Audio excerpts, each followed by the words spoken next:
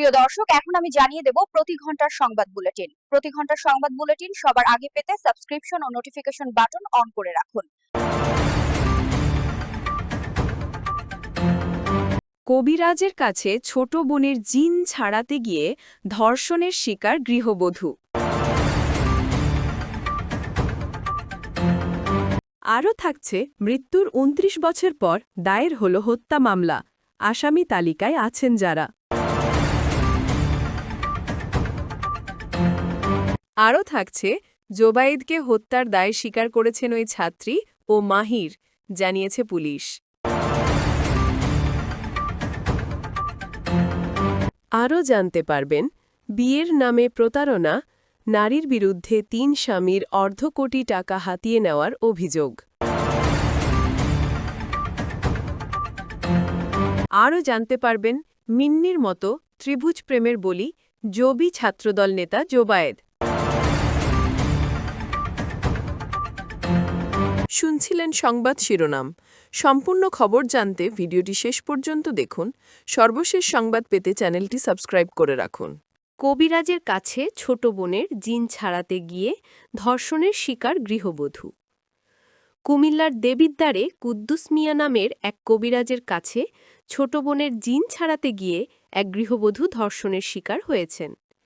সোমবার ২০ অক্টোবর বিকেলে ভুক্তভোগী ওই গৃহবধূর মা বাদী হয়ে দেবিদ্বার থানায় ওই কবিরাজের বিরুদ্ধে ধর্ষণ মামলা দায়ের করেন। দেবিদ্বার থানা পুলিশের ভারপ্রাপ্ত কর্মকর্তা তদন্ত মোহাম্মদ মঈনউদ্দিন বিষয়টি নিশ্চিত করেছেন। অভিযুক্ত কবিরাজ কুদ্দুস মিয়া উপজেলার জাফরগঞ্জ ইউনিয়নের পিরোজপুর গ্রামের মৃত আব্দুল কাদের জিলানের ছেলে। মামলায় অভিযোগ করা হয়, গত ৩০ জুন সকালে ওই গৃহবধূ তার ছোট বোনের জিন ছাড়াতে কুদ্দুস কবিরাজের বাড়িতে যান। চিকিৎসার এক পর্যায়ে কবিরাজ নানা কৌশলে গৃহবধূকে নিজের বসতঘরের একটি কক্ষে নিয়ে যান এবং তাকে ধর্ষণ করেন। ধর্ষণের সময় কুদ্দুস মিয়া ভিডিও ধারণ করে রাখেন। পরবর্তীতে ভিডিও ফাঁসের ভয় দেখিয়ে গৃহবধূর কাছ থেকে ১,৪৫,০০০ টাকা হাতিয়ে নেন। এছাড়া দীর্ঘদিন ধরে ভয়ভীতি দেখিয়ে একাধিকবার তার সঙ্গে শারীরিক সম্পর্ক করেন বলেও অভিযোগ করা হয়। সম্প্রতি আবারও মোটা অঙ্কের টাকা দাবি করলে গৃহবধূ দাদিতে অস্বীকৃতি জানান। এতে ক্ষিপ্ত হয়ে কুদ্দুস মিয়া তার স্বামী ও শ্বশুরবাড়ির লোকজন সহ বিভিন্ন মাধ্যমে ভিডিও ও ছবি ছড়িয়ে দেয় বলে অভিযোগ পাওয়া গেছে। পরে ভুক্তভোগী ওই গৃহবধূর মা বাদী হয়ে মামলা দায়ের করেন। অভিযুক্ত কবিরাজ কুদ্দুস মিয়া অভিযোগ অস্বীকার করে বলেন, তাদের এক মেয়ে অসুস্থ ছিল, আমার কাছে চিকিৎসা করিয়েছিল, কিন্তু ২ মাস আগে তারা এ ধরনের অভিযোগ নিয়ে গ্রামে আসে। তখন আমি কক্সবাজারে ছিলাম। আমার বিরুদ্ধে আনা ধর্ষণের অভিযোগ সম্পূর্ণ মিথ্যা ও বানোয়াট। দেবিদ্বার থানার পুলিশ পরিদর্শক তদন্ত মোহাম্মদ মঈনউদ্দিন বলেন, ভুক্তভোগীর মায়ের লিখিত অভিযোগ পেয়েছি, বিষয়টি তদন্তাধীন রয়েছে। তদন্ত সাপেক্ষে অভিযুক্তের বিরুদ্ধে আইনানুগ ব্যবস্থা নেওয়া হবে।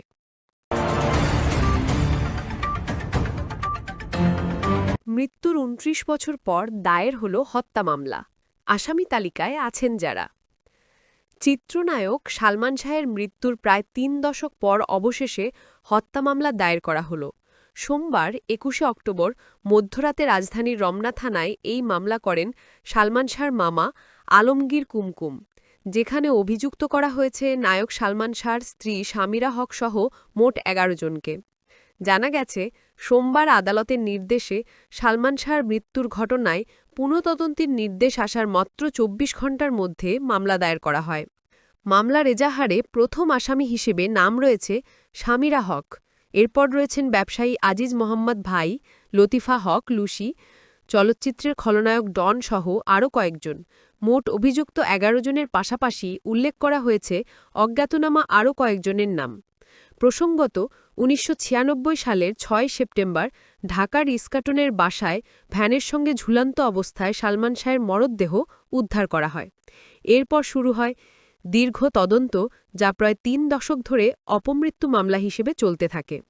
পরবর্তীতে পুলিশ ব্যুরো অফ ইনভেস্টিগেশন বা পিবিআই তাদের চূড়ান্ত প্রতিবেদনে জানিয়েছে সালমান শাহ আত্মহত্যা করেছেন। তবে সালমান শাহর মা নীলা চৌধুরী শুরু থেকেই ওই প্রতিবেদনের প্রতি অস্বীকৃতি জানান এবং দাবি করেন তার ছেলেকে হত্যা করা হয়েছে। তারই ধারাবাহিকতায় মামা আলমগীর কুমকুম আনুষ্ঠানিকভাবে হত্যা মামলা দায়ের করে নতুন অধ্যায়ের সূচনা করেছেন। এদিকে সোমবার ঢাকার মহানগর দায়রা জজ আদালত পর্যবেক্ষণে উল্লেখ করেন, সালমান শাহের মৃত্যুর তদন্তে পদে পদে অন্যায় হয়েছে, কেউই দায়িত্বশীল আচরণ করেনি। আদালতের এই মন্তব্যের পরই মামলার পুনঃতদন্তের নির্দেশ আসে।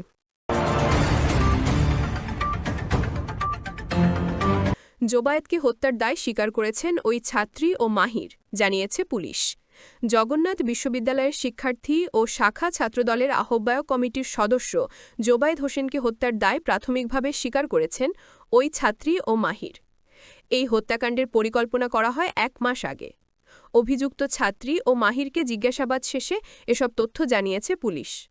মঙ্গলবার 21 অক্টোবর সকালে বংশাল থানার ভারপ্রাপ্ত কর্মকর্তা মোহাম্মদ রফিকুল ইসলাম সাংবাদিকদের জানান, অভিযুক্ত ওই ছাত্রী ও মাহিরকে জিজ্ঞাসাবাদ শেষে হত্যার পরিকল্পনার বিষয়কে নিশ্চিত হয়েছেন তারা। তিনি বলেন, দীর্ঘ 9 বছরের প্রেমের সম্পর্কের ইতি টেনে টিউশনির শিক্ষক জোবায়েত হোসেনকে পছন্দ করেন তার ওই ছাত্রী। এই বিষয়ে প্রাক্তন প্রেমিক মাহির রহমানকে সরাসরি জানান তিনি।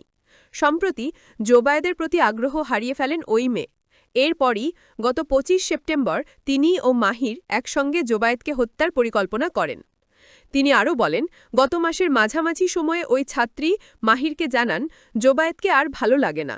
এরপরই তারা দুজন মিলে তাকে দূরে সরিয়ে দেওয়ার পরিকল্পনা করেন। 25 সেপ্টেম্বর তারা দুটি সুইচ গিয়ার ক্রয় করে হত্যার প্রস্তুতি নেন। পরিকল্পনা ছিল 2 দিক থেকে আক্রমণ করে জোবায়েতকে হত্যা করা। ওসি আরও জানান, পরিকল্পনা অনুযায়ী রোববার 19 অক্টোবর সন্ধ্যার আগে টিউশনিতে যাওয়ার সময় আরমানিটোলার নূরবক্স রোডের রৌশন ভিলার নিচে জোবায়েতকে সুইচ গিয়ার দিয়ে গলার ডান পাশে আঘাত করেন মাহির। এই সময় তার সঙ্গে ছিল বন্ধু ফারদিন আহমেদ আইলান। জোবায়েদের অবস্থানসহ সার্বিক বিষয়ে সহযোগিতা করেন ওই ছাত্রী। ঘটনার দিন বিকেল 4:30টার দিকে ঢাকা মহানগর মহিলা কলেজের 2য় বর্ষের ওই ছাত্রী বাসায় পড়াতে গিয়েছিলেন জগন্নাথ বিশ্ববিদ্যালয়ের 2019-20 শিক্ষাবর্ষের পরিসংখ্যান বিভাগের শিক্ষার্থী জোবায়েত। বাসার গেট দিয়ে ঢুকে সিঁড়িতে ওঠার সময় তাকে সুইচ গিয়ার দিয়ে গলার ডান পাশে আঘাত করা হয়। অতিরিক্ত রক্তক্ষরণে ঘটনাস্থলেই মৃত্যু হয় জোবায়েদের। সে রাতে পুলিশ ওই মেয়েকে হেফাজতে নেয়। পরদিন প্রধান আসামি মাহির রহমান ও তার সহযোগী ফারদিন আহমেদ আইলানকেও গ্রেফতার করা হয়। বিয়ের নামে প্রতারণা, নারীর বিরুদ্ধে 3 স্বামীর অর্ধ কোটি টাকা হাতিয়ে নেওয়ার অভিযোগ। বরগুনার আমতলী উপজেলার চন্দ্রা গ্রামের হাসিনা বেগম নামের এক নারীর বিরুদ্ধে একাধিক বিয়ের নামে প্রতারণা করে অর্ধ কোটি টাকা ও জমি হাতিয়ে নেওয়ার অভিযোগ পাওয়া গেছে। শুক্রবার 17 অক্টোবর ভুক্তভোগী তৃতীয় স্বামী অবসরপ্রাপ্ত স্কুল শিক্ষক আবু হানিফ হাওলাদার ও প্রথম স্বামী সোলাইমান সরকার এমন অভিযোগ করেছেন। জানা গেছে, তৃতীয় স্বামীকে তালাক না দিয়ে আবার বিয়ে করেছেন অভিযুক্ত হাসিনা। তার এমন কর্মকাণ্ডে এলাকায় চাঞ্চল্যের সৃষ্টি হয়েছে। ভুক্তভোগীরা ও এলাকাবাসী তাকে আইনের আওতায় এনে পুলিশ প্রশাসনের কাছে শাস্তির দাবি জানিয়েছেন।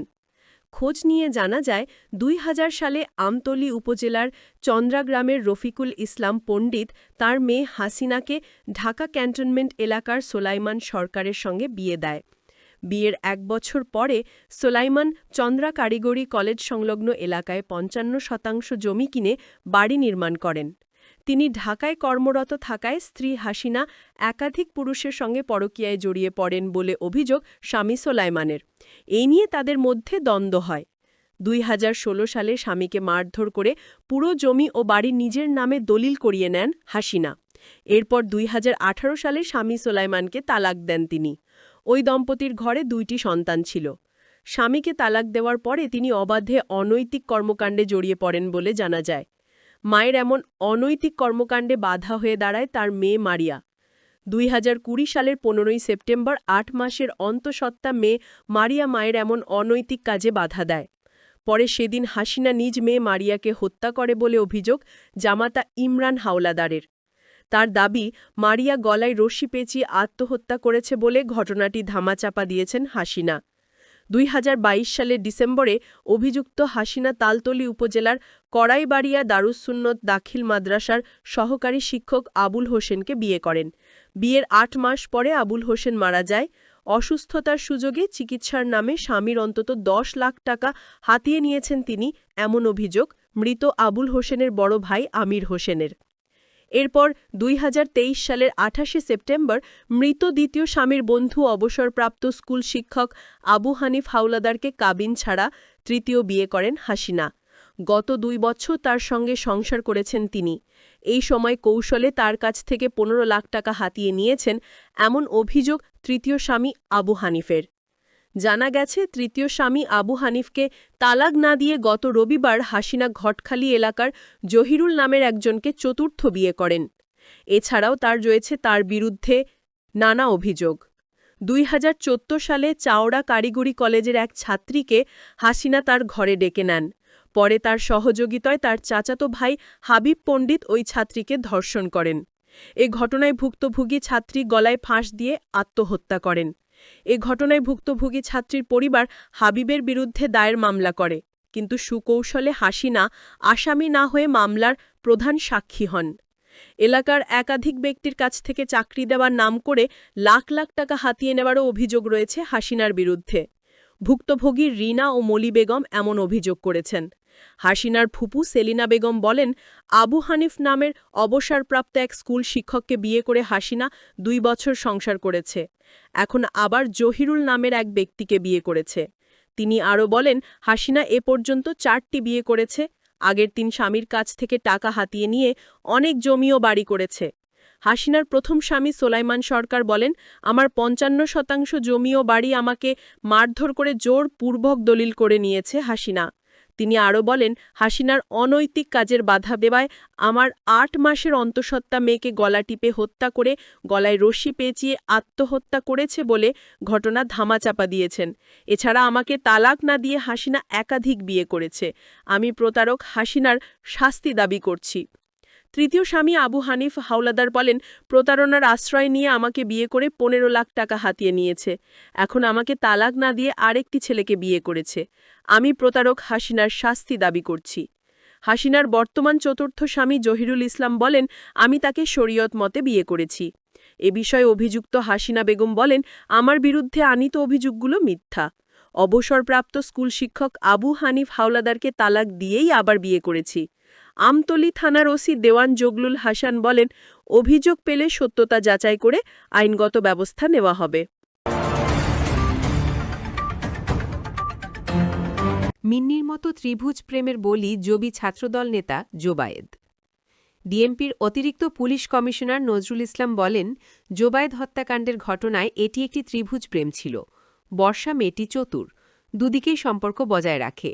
বরগুনায় ত্রিভুজ প্রেমের ঘটনায় প্রেমিকা মিন্নির পরিকল্পনায় রিফাত হত্যার সঙ্গে জগন্নাথ বিশ্ববিদ্যালয়ের শিক্ষার্থী ও ছাত্রদল নেতা জুবায়েদ হোসেন হত্যার মিল রয়েছে। আজ মঙ্গলবার ২১ অক্টোবর ঢাকা মহানগর পুলিশ ডিএমপির মিডিয়ার সেন্টারে এক প্রেস ব্রিফিংয়ে এসব কথা বলেন ডিসি মল্লিক আহসান। নজরুল ইসলাম বলেন, বর্ষা মাহিরকে জানায়, জোবায়েদকে না সরালে তোমার কাছে ফিরতে পারব না। বর্ষার পরিকল্পনা অনুসারে জোবায়েরকে হত্যার সিদ্ধান্ত নেয় মাহির ও তার বন্ধু আয়লন সহ ৩ জন। ঘটনার দিন মাহির জোবায়েদকে বর্ষার থেকে সরে আসতে বলে। জোবায়েদ জানায়, আমি সরে আসব কেন? তখন তাদের মাঝে তর্কাতর্কি হয়। এরপর এ হত্যাকাণ্ড। এছাড়া ডিএমপির প্রেস ব্রিফিংয়ে লালবাগ জোনের ডিসি মল্লিক আহসান উদ্দিন স্বামী বলেন, জোবায়েদ তখন মারা যায়নি, বাঁচার জন্য দোতলা থেকে উপরে ওঠে। ৩ তলায় দাঁড়িয়েছিল বর্ষা। তখন বর্ষাকে দেখে জোবায়েদ বলে, আমাকে বাঁচাও। কিন্তু বর্ষা বলে, তুমি না মরলে আমি মাহিরের হব না। বর্ষা তার মৃত্যু কনফার্ম করে যায়। তখন জোবায়েদ বাঁচার আকুতি করলেও কারোর সাহায্য পায়নি। পুলিশ বলছে, ওদেরকে হত্যার জন্য তারা নতুন 2টা সুইচ গিয়ার কেনেন। ঘটনার সময় এলোবাথারি ছুরি চালান মাহির। তাকে হত্যার জন্য প্রেমিককে বলেন মেয়েটি।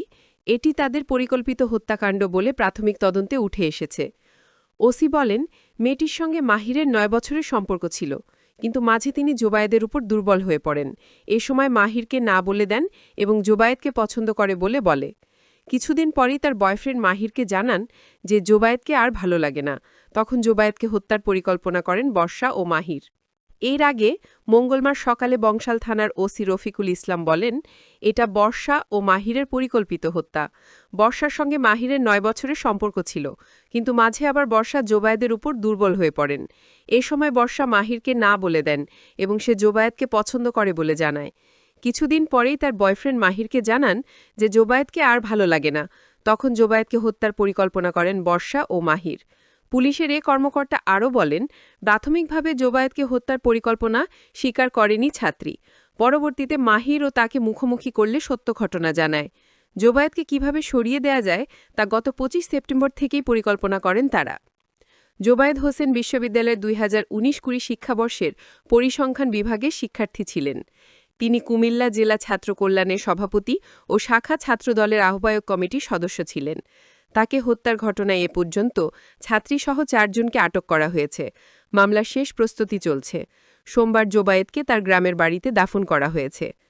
১ বছর ধরে তিনি পুরান ঢাকার আরমানিটোলার নূরবক্স লেনে রোশান ভিলা নামের বাসায় ছাত্রীটিকে ফিজিক্স, কেমিস্ট্রি ও বায়োলজি পড়াতেন। রবিবার বিকেল ৪:৪৫ দিকে ছাত্রীর বাসার ৩ তলায় ওঠার সময় সিঁড়িতে তিনি খুন হন। নিচতলার সিঁড়ি থেকে ৩ তলা পর্যন্ত রক্ত ছড়িয়েছিল। সিঁড়িতে উপুড় হয়ে পড়ে থাকতে দেখা যায় জোবায়েদকে। পরবর্তীতে আসামিদের দ্রুত গ্রেফতারের দাবিতে বংশাল থানার সামনে আগুন জ্বালিয়ে বিক্ষোভ করেন শিক্ষার্থীরা। তারা তাঁতিবাজার মোড়ও অবরোধ করে রাখেন।